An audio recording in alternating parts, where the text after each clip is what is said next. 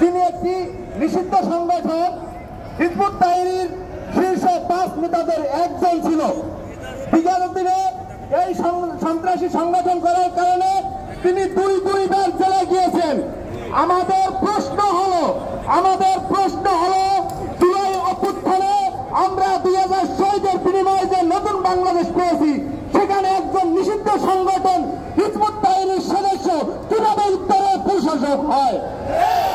তাকে কারা নিয়োগ দিয়েছে?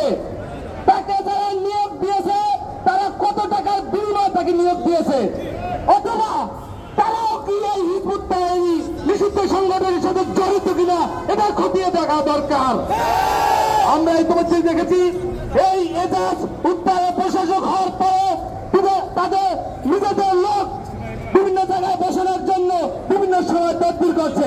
বিগত দিনে এই উত্তর সিটি কর্পোরেশনে আমরা দেখেছি বিভিন্ন টেন্ডার হয়েছে, সেখানে তাদের লোককে যেখানে তাদের ফান্ড কার্যকর না, সেখানে তাদের লোকদেরকে বিভিন্ন টেন্ডার দেওয়া হয়েছে।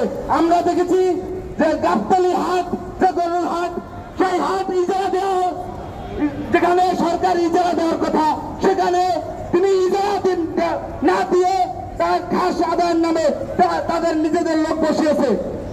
এই সরকার বিভিন্ন সময় তথাকথিত এই সরকার তাদের এই চিলড্রেন পার্টি, যেটাকে বলে নাগরিক চিলড্রেন পার্টি নামে খ্যাত, এই চিলড্রেন